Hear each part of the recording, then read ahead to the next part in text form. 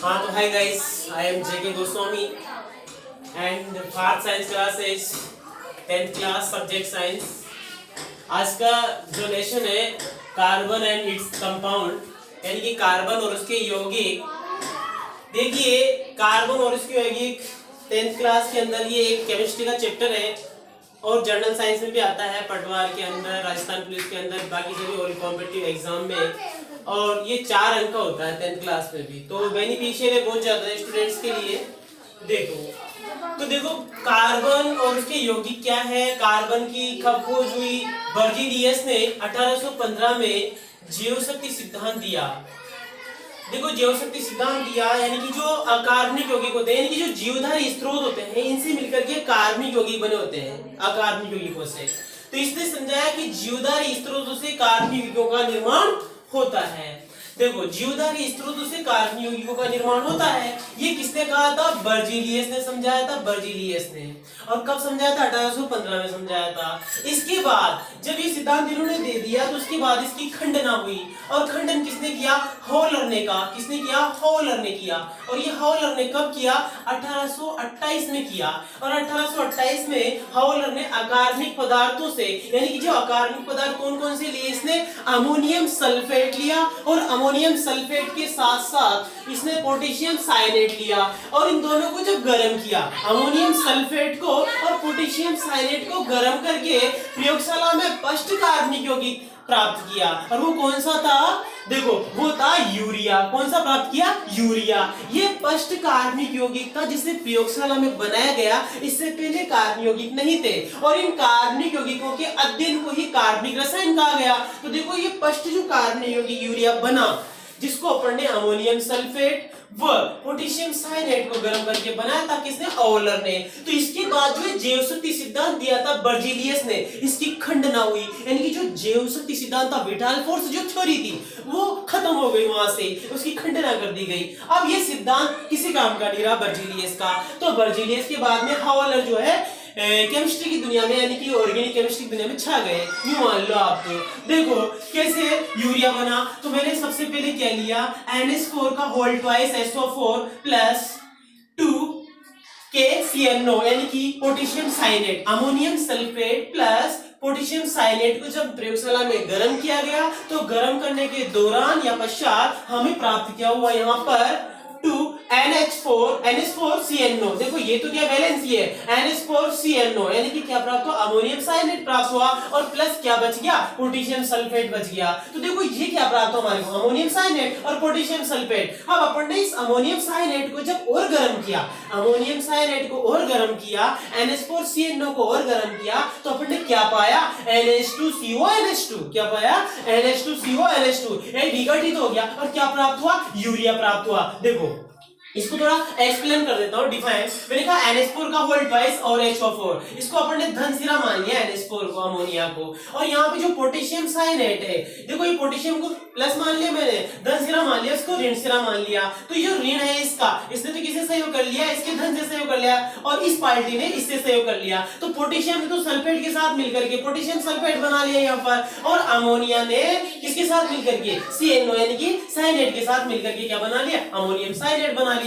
अब जैसे अमोनियम साइनेट को अपन गर्म करते हैं, अमोनियम साइनेट को गर्म करते हैं, तो गर्म करने के पश्चात NH2CONH2 प्राप्त होता है। देखो यहाँ पर नाइट्रोजन कितना है? यहाँ पर एक है, तो एक यहाँ पे भी है। एक नाइट्रोजन किसका है? साइनेट का, जो यहाँ पे आ गया। हाइड्रोजन इसमें 4 है, 2 यहाँ पे, 2 यहाँ पे है। CO, देखो वैलेंस एक नहीं है। तो देखो ये क्या बन गया? यूरिया बन गया, जो कि पष्ट कार्बनिक यौगिक था, जो प्रयोगशाला में बनाया गया था। अब यहाँ तक की बात तो ये समझ में आई कि यूरिया बना कैसे और कार्बनिक रसायन कैसे भाई, और कार्बनिक रसायन का जन्म कैसे हुआ, ये बर्जीलियस और इस हॉलर क्या थे, और आगे विस्तृत और भी वैज्ञानिकों का योगदान था। लेकिन क्या है, 10th क्लास के अंदर ये जो है 2 वैज्ञानिक थे, बर्जीलियस और हॉलर, इनका बेनिफिशियल रूप से ये इंपॉर्टेंट दे रखा है। देखिए, अपने को आगे चर्चा करनी है कार्बन परमाणु की विशेषताएं। देखो, स्यूट पढ़ो, कम पढ़ो लेकिन अच्छा पढ़ो। तो कार्बन परमाणु की विशेषताएं क्या है, जहां से क्वेश्चन आता है वहीं से बताऊंगा। 4 अंक का लेक्चर है, पूरा बिठा के रहेंगे पेपर। देखो भाई, कार्बन परमाणु की विशेषताएं क्या? सबसे पहले विशेषता है कि जो परमाणु क्रमांक जो होता है कार्बन परमाणु का, आवर्त सारणी का परमाणु क्रमांक 6 होता है। कितना होता है? 6 होता है। तो ये आवर्त सारणी में परमाणु क्रमांक कितने पे आता है? 6 पे आता है, 6 पे आता है, कौन आता है जी, कार्बन आता है। ठीक है, कार्बन आता है, ध्यान रखना। अभी आवर्त सारणी में 6 नंबर पे आता है, लेकिन इसका कार्बन का प्रतीक क्या होता है, कार्बन तो देखो ये यहाँ पे स्पेलिंग लिखी है CARBON, लेकिन इसका जो फर्स्ट अक्षर है C, ये इसके प्रतीक के रूप में लिया हुआ है। क्या लिया हुआ है, प्रतीक के रूप में लिया हुआ है। अब ऐसे मत समझना सर इसका जो फर्स्ट अक्षर होता है सबका प्रतीक होता है। आवर्त सारणी बहुत सारे अपवाद भी है, सोडियम को आप सोडियम बोलोगे, लेकिन उसको लिखने में Na लिखते हैं। तो देखो मैंने यहाँ पे क्या कहा, कार्बन परमाणु की फर्स्ट विशेषता क्या है कि कार्बन परमाणु का जो परमाणु क्रमांक होता है आवर्त सारणी के अकॉर्डिंग 6 होता है, 6 होता है। अब यहाँ पे इसका प्रतीक क्या लिया अपन ने, C, और इसको इससे डिफाइन किया जाता है। अब कार्बन परमाणु की एक बात ये भी है कि कार्बन परमाणु जो सिग्मा बंध होते हैं, जो पाई बॉन्ड होते हैं, इनके साथ अटैच होकर के ये डबल बॉन्ड, ट्रिपल बॉन्ड, यानी कि बहुत सारे अणु बना सकता है सिंगल बॉन्ड के साथ कनेक्ट होकर के। कौन बना सकता है जी, कार्बन परमाणु। देखो तो यहाँ पर कार्बन परमाणु किसमें पाया जाता है, तो कार्बन परमाणु बहुत सारी चीजों में पाया जाता है। अनाज के अंदर, कुर्सी, टेबल, इन सब चीजों में कार्बन पाया जाता है। कोयला है, पेंसिल है, रबर है, यानी कि जो भी चीजें हैं रोजमर्रा के दैनिक जीवन में काम आने वाली चीजें, इन सब में कार्बन पाया जाता है। देखिए अब मैं सेकंड जो इसकी कैरेक्टरिस्टिक है इसकी बात करूंगा कि इस कार्बन परमाणु का इलेक्ट्रॉनिक विन्यास कितना होता है। तो मैंने कहा इसका इलेक्ट्रॉनिक विन्यास होता है 1s2 2s2 2p2। ये तो आपको निकालना आता ही होगा कि 1s2 2s2 2p2 इसका इलेक्ट्रॉनिक विन्यास होता है। बोलो कैसे, देखो यहाँ पर 2 2 और 2 कितनी बार, 3 बार, ये 2 2 4 और 6, यानी कि ये जो परमाणु क्रमांक कितना होता है, 6 होता है। तो इसकी वैलेंसी कितनी हुई, यहाँ पे इलेक्ट्रॉनिक विन्यास कितना हुआ, 6 हुआ। ठीक है, तो देखो इलेक्ट्रॉनिक विन्यास कितना हुआ इसका, 6 हुआ। वैलेंसी अभी आगे बात करेंगे। अब ये निकालना अगर नहीं आता हो तो आपको पता है 1s फिर 2s फिर 2p ऐसे इलेक्ट्रॉन 3s, फिर इसके बाद आगे जाते रहते हैं। ठीक है, उसको भी आगे बताएंगे, आगे की पार्ट्स में लूंगा मैं आगे क्लास में। तो ये अभी तो फिलहाल ये ध्यान रखो कि इलेक्ट्रॉनिक विन्यास इसका 1s2 2s2 2p2 होता है। आगे मैं बात करूं अगर थर्ड नंबर कैरेक्टरिस्टिक यानी कि विशेषता की, तो कार्बन की जो वैलेंसी होती है वो होती है, कितनी होती है, 4 होती है। कितनी होती है जी, 4 होती है, 4 होती है कार्बन की वैलेंसी। अब निम्नानुसार इसका सहयोग करके ये जो कार्बन परमाणु है ये और अन्य तत्वों से सहयोग करके क्या बनाता है, अन्य तत्वों से सहयोग करके अणु बनाता है। अब देखो जैसे हम कौन कौन से अणुओं का अध्ययन करें, देखो ये जो कार्बन परमाणु है ये एक तो मीथेन बनाता है, एक कार्बन टेट्राक्लोराइड बना रहा है। ठीक है, एग्जांपल दे रहा हूं, तो ये 4 एकल संयोजी परमाणु से मिलकर के देखो कैसे बनाता है। ये कार्बन है यहाँ पर, मीथेन का बता रहा हूं मैं फॉर्मूला। मीथेन देखो, मीथेन के अंदर जो कार्बन है सेंट्रल कार्बन, ये 4 हाइड्रोजन से जुड़ा हुआ है। 4 से क्यों जुड़ा हुआ है, क्योंकि कार्बन की वैलेंसी 4 होती है। आप दुनिया की कोई सी भी हस्ती में चले जाओ, ये किसी के साथ भी सहयोग करेगा तो पूरी वैलेंसी कंप्लीट करेगा, यानी कि इसकी संयोजकता 4 होती है। देखो कैसे होती है, मैंने कहा 1 2 3 4, यानी कि कार्बन परमाणु की वैलेंसी कितनी हुई, 4। कैसे, 1 हाइड्रोजन 2 हाइड्रोजन 3 और 4। अब ये जरूरी नहीं है, यहाँ पे डबल बॉन्ड से भी यहाँ पे हाइड्रोजन कनेक्ट हो सकता था। अगर ये डबल बॉन्ड आ जाता तो फिर जरूरी नहीं कि 4 हाइड्रोजन आप जोड़ो, यहाँ पे ये C डबल बॉन्ड H आ जाता, इधर भी आ जाता, तो फिर कोई आगे बताएंगे, इसको भी आगे की विशेषताओं में बताएंगे। देखो ये थर्ड नंबर की जो कैरेक्टरिस्टिक चल रही है, विशेषता चल रही है, इसमें मैं नंबर 1 पार्ट ले रहा हूँ आपका। और नंबर 1 पार्ट क्या है, 4 एकल संयोजी परमाणु जैसे CH4 और CCl4, यानी कि मीथेन और कार्बन टेट्राक्लोराइड। ठीक है, तो देखिए यहाँ पे मीथेन ये होता है, C कार्बन बीच में जुड़ा हुआ है, 4 हाइड्रोजन जुड़े हुए हैं, सिंगल बॉन्ड से अटैच है। देखो सिंगल बॉन्ड से अटैच है, इनकी कार्बन की संख्या पूरी हो चुकी है। अब मैं कहूँ यहाँ पे कार्बन है और इसके साथ क्लोरीन अटैच है, जरूरी हाइड्रोजन अटैच हो। देखो मैंने कहा single bond single bond single bond single bond, 4 बार ये सिंगल बॉन्ड से अटैच है कार्बन, इसको बोलेंगे कार्बन टेट्राक्लोराइड। टेट्रा क्यों बोलेंगे जी, क्योंकि ये 4 बॉन्ड से अटैच है, 4 बार क्लोरीन जुड़ा हुआ है इसमें सिंगल बॉन्ड से, इसको टेट्रा बोलेंगे। जुड़ा क्या हुआ है, क्लोरीन जुड़ा हुआ है तो क्लोराइड बोलेंगे। ठीक है, तो ये किससे जुड़े हुए हैं, कार्बन से, तो कार्बन टेट्राक्लोराइड। अगली मैं बात करूं इसी जो थर्ड विशेषता है, कैरेक्टर है, इसी के अंदर सेकंड पार्ट क्या आता है कि 2 एकल संयोजी एवं एक द्विसंयोजी परमाणु से, जैसे मान लो फॉर्मल्डिहाइड है, तो ये 2 एकल संयोजी का मतलब क्या है, 2 एकल संयोजी मैंने यहाँ कहा, ये 2 एकल संयोजी का मतलब है हाइड्रोजन से सिंगल बॉन्ड से कनेक्ट है 2 बार, तो ये हाइड्रोजन दिख रहा होगा आप लोगों को नीचे थोड़ा सा। ठीक है, मैंने बोर्ड पे पहले इसलिए लिखा है क्योंकि टाइम खराब नहीं हो, मैं अगर इन सब चीजों को लिखने बैठता तो 1 घंटे की क्लास हो जाती। आगे देखिए मैंने कहा सिंगल बॉन्ड से अटैच है हाइड्रोजन 2 बार, तो इसे कहेंगे अपन 2 एकल संयोजी परमाणु। अब यहाँ पे देखो एवं एक द्विसंयोजी परमाणु से, देखो एक द्विसंयोजी परमाणु मतलब ऑक्सीजन से कनेक्टेड डबल बॉन्ड से, और वो भी 1 बार, यानी कि देखो CHH HHC और ये O फॉर्मल्डिहाइड, इसे बोलते हैं फॉर्मेल्डिहाइड यानी कि जो कार्बन है डबल बॉन्ड O से कनेक्ट है एक तरफ और हाइड्रोजन से कनेक्ट है सिंगल बॉन्ड के साथ दो बार। इसको बोलेंगे दो एकल संयोजी एवं एक द्विसंयोजी परमाणु से जुड़ा हुआ है कार्बन परमाणु। यानी कि देखो सिंगल बॉन्ड से भी जुड़ता है, डबल बॉन्ड से भी जुड़ता है, इसके अंदर यही तो खूबी है कार्बन के अंदर, ठीक है। ये जिसके साथ भी जुड़ता है बहुत सारे अणु बना लेता है, ये फॉर्मेल्डिहाइड बनाया। ऐसे मैंने कहा इसके अंदर एक एकल संयोजी एवं एक त्रिसंयोजी परमाणु से। इसमें मैंने कहा एक एकल संयोजी का मतलब क्या है, जैसे कोई साइनाइड है तो देखो ये साइनाइड है, अब साइनाइड के अंदर ये सिंगल बॉन्ड सेट है हाइड्रोजन से, ठीक है। तो देखो ये कार्बन जो है ना साइनाइड का, ये सिंगल बॉन्ड सेट है तो ये एक एकल संयोजी से जुड़ रहा है। और देखो अगली कंडीशन में देखो एक त्रिसंयोजी परमाणु से। मैंने कहा त्रिसंयोजी का मतलब क्या है, हाइड्रोजन तो अटैच है कार्बन से, लेकिन जो साइनाइड में जो नाइट्रोजन है ये तीन ट्रिपल बॉन्ड से अटैच है, यानी कि त्रिसंयोजी से।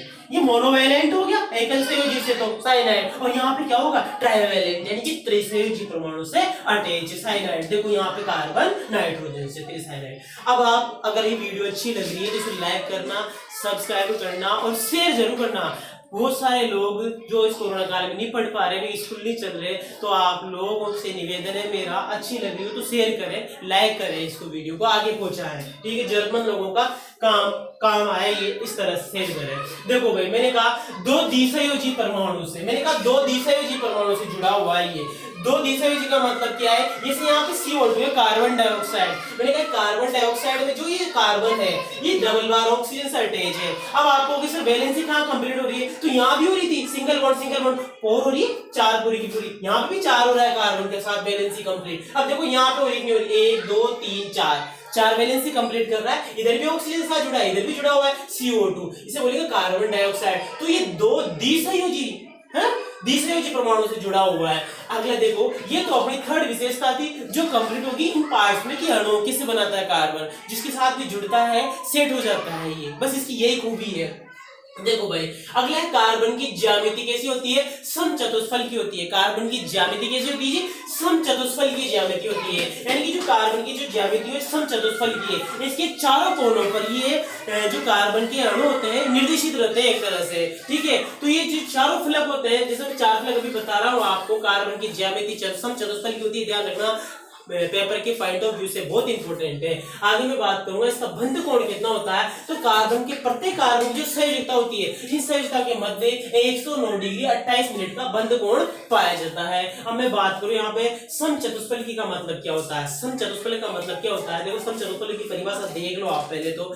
ऐसा चतुष्फलक जिसके 4 त्रिभुजाकार फलक हो, 4 क्या हो त्रिभुजाकार फलक हो, त्रिभुज के आकार के फलक हो, ठीक है। और एक फलक को अपन आधार माने तो बाकी तीनों फलक को शीर्ष पर मिलाया जाए तो वो त्रिभुज के समान प्रकट हो, त्रिभुज के समान। एक को आधार मान लिया, इस वाले को मैंने ऊपर वाले को, देखो ये मैंने आधार मान रखा है ये, और जो बाकी 3 है इनको आप अगर एक शीर्ष पर मिलाओ तो देखो त्रिभुज के जैसा बनना है कि नहीं बनना। मैं डेट से मिलाऊं इसको त्रिभुज बनेगा नहीं बनेगा, ऐसे देखो ऊपर जा करके इसको भी अगर मैं मिलाऊं ऐसे तो त्रिभुज बनेगा नहीं बनेगा। नहीं मिलाए हैं अपन, देखो मिलाना नहीं है, लेकिन त्रिभुजाकार फलक है कि नहीं है, ये अपन इनको मिलाएंगे त्रिभुज के जैसे दिखाई दे रहे नहीं दे रहे, समझ में आया आपको बात। तो ये मेथेन का मैंने एग्जांपल लिया कि मेथेन की जो संरचना है ये समचतुष्फल की पाई जाती है और ये 109 डिग्री 28 मिनट का कोण बनाता है। अब बात है सर बंध कोण क्या होता है, ये भी नहीं पता, और एग्जाम में यही से क्वेश्चन आता है। अभी मैं बताऊंगा 2020 के अंदर यही से 10th बोर्ड में क्वेश्चन पूछा हुआ है, ये संकलन केटेनेशन, मैं भी इसको बारे में चर्चा करूंगा। देखो इसमें जो चर्चा हो पाएगी वो तो ठीक है, नहीं तो अगले नेक्स्ट वीडियो को मैं बढ़ा के आपको बताऊंगा। देखो भाई मैंने कहा ये समचतुष्फल की संरचना होती है। बंध कोण का मतलब क्या होता है, दो निकटवर्ती बंधों के मध्य पाए जाने वाले कोण को क्या कहते हैं, बंध कोण कहते हैं। जैसे इस हाइड्रोजन से इस हाइड्रोजन का, इस बॉन्ड से इस बॉन्ड के मध्य का जो कोण है वो कितना है, 109 डिग्री 28 मिनट का होता है, एक बंध से दूसरे बंध के बीच का कोण। ये होती है समचतुष्फल की ज्यामिति। किसकी होती है, कार्बन। ध्यान रखना 1 नंबर में पूछ लेगा, और बाकी ये कंपटीशन के एग्जाम में बहुत काम का है। अगली बात आती है, अगली कैरेक्टर आती है 5 नंबर की, वो होता है संकलन। संकलन का मतलब क्या होता है, कोई भी चेन बनाते हैं अपन, चेन। देखो चेन किस प्रकार से बनती है, तो कार्बन क्या एक चेन बनाता है, और ये चेन कैसे बनाता है, कार्बन में विशेष गुण पाया जाता है, विशिष्ट गुण पाया जाता है, यानी कि स्पेशल क्वालिटी पाई जाती है। स्पेशल क्वालिटी का मतलब किस क्वालिटी पाई जाती है, ये कार्बन जो है ना साकित, असाकित एवं अतिसाकित श्रृंखलाओं या चक्रीय रूप से, चक्रीय यौगिकों के रूप में क्या होता है, कार्बन कार्बन से जुड़ जाता है, और इस गुण को क्या कहते हैं, श्रृंखलन या कैटेनेशन कहते हैं। आई बात समझ में। चलो देखो आगे देखो, मैंने कहा सबसे पहले मैं एग्जांपल लेता हूँ आपके सामने ब्यूटेन का। किसका लेता हूँ, ब्यूटेन का। देखो बच्चों ध्यान देना, ये कार्बन मैंने कितने लिए, 4। अब मैंने एन क्यों लगाया, क्योंकि मैंने सबको सिंगल बॉन्ड से कनेक्ट किया है। बोलो कैसे, 1 कार्बन, 2 कार्बन, 3 कार्बन, 4 कार्बन। देखो आगे फिर आप बोलोगे सर कैसे हाइड्रोजन इतने सारे जोड़ दिया आपने। अरे जरूरी नहीं है, तो सिंगल बॉन्ड से जुड़ा हुआ है तो इतने सारे हाइड्रोजन जुड़ेंगे, अगर डबल बॉन्ड से होता तो इतने हाइड्रोजन जुड़ते ही नहीं। आगे एग्जांपल लेते हैं, बस समझना।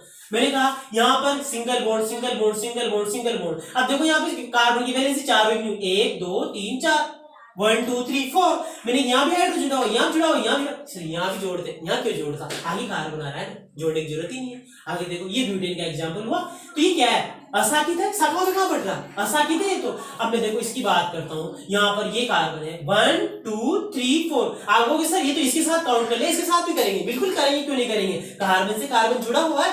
अब मैंने ये तो कहा था ये विशेष गुण है कार्बन के अंदर, कार्बन कार्बन से जुड़ करके साकित, असाकित, अतिसाकित ये श्रृंखलाएं बनाता है, चक्रीय ऐसे भी बनाता है। मैंने कहा ये 1 2 3 4, देखो यहाँ पे भी 1 2 3 4, 4 कार्बन, 4 संयुक्ता हो गई, कंप्लीट होगी 4 वैलेंसी। यहाँ पे भी देखो 1 2 3 4 वैलेंसी कंप्लीट होगी 4, और ये हाइड्रोजन जुड़ गए। कितने हाइड्रोजन जुड़े, 1 2 3 4 और 1 2 3 4 5 6 7 8 9 10, 10 हाइड्रोजन जुड़ गए इसके साथ में, लेकिन हर किसी के साथ नहीं जुड़ेंगे। अब अपना अगला एग्जांपल लेते हैं, देखो आइसोब्यूटेन का। किसका ले, आइसोब्यूटेन का। अब आप कहोगे सर आइसोब्यूटेन में क्या है, ये देखो साकित श्रृंखला है आइसोब्यूटेन की। कैसे, आइसो की स्टाइल कैसे होती है, देखो आइसो की स्टाइल मैंने देखो यहाँ पे जो ये 2 कार्बन थे, कार्बन को ब्यूटेन का एग्जांपल लिया है, ब्यूटेन का मतलब 4 कार्बन। मैंने कहा 4 कार्बन को मैंने वही सिंगल बॉन्ड से अटैच किया, इसलिए एल, आपको पता है एल्केन, एल्कीन, एल्काइन। अगर एल्केन से नहीं है तो एल लगेगा, एल्कीन है तो इन लगेगा, एल्काइन है तो आइन लगेगा। मैंने यहाँ पर क्या कहा आपसे कि जो ब्यूटेन का मैंने एग्जांपल लिया है, मैंने वही 4 कार्बन लिए हैं, लेकिन आइसो स्टाइल कैसी है इसकी, आपको पता है ये जो शाखाएं निकल रही है ना, ये डबल कार्बन की, ये आइसो स्टाइल है इसकी, इसलिए इसको स्पेशल बोल दिया आइसोब्यूटेन। वरना देखो ब्यूटेन तो यहाँ पे भी लिया था मैंने, लेकिन इसकी जो शाखाएं निकल गई 2, मैंने कहा देखो 2 शाखाएं निकाल दी मैंने कार्बन की, एक तो ये और एक ये। तो देखो ये कार्बन देखो इधर जुड़ा हुआ है 1 2 3 और ये 4, कार्बन की वैलेंसी कंप्लीट होगी, हाइड्रोजन 3 जुड़ रहे हैं और एक सिंगल बॉन्ड से अटैच है। मैंने कहा यहाँ पर सिंगल बॉन्ड और एक ट्रिपल बॉन्ड 1 2 3 और 4, कार्बन की वैलेंसी कितनी होती है 4, हाइड्रोजन कितने में जुड़े हुए हैं 3, और यहाँ पर देखो इस कार्बन की देख लेते हैं 1 2, ये भी काउंट होगा। हाँ देखो भाई ऐसे नहीं कि सर वो उधर वाली काउंट करो, ऐसे नहीं होता है, केमिस्ट्री है ये, ठीक है। देखो 1 2 3 4, अब यहाँ पे कितना, एक हाइड्रोजन जुड़ा हुआ है, इधर देख लो ये बॉन्ड जुड़े हुए तीनों तरफ, कोई दिक्कत नहीं, वैलेंसी कंप्लीट है। इस कार्बन की देख लो 1 2 3 4, 4 वैलेंसी कंप्लीट है। ये कौन सी श्रृंखला हुई जी, आइसोब्यूटेन की साकित श्रृंखला हो गई। तो मैंने आपसे क्या कहा था, ये श्रृंखलन का गुण जो है ना, ये एग्जाम में आया अभी 2020 में पूछा गया है 1 2 नंबर में, श्रृंखलन की परिभाषित कीजिए। अब बताओ कितनी सिंपल परिभाषा दी है, क्वेश्चन बैठते हैं भाई जब इनको पढ़ाया जाता है, वरना कौन पढ़ाया है।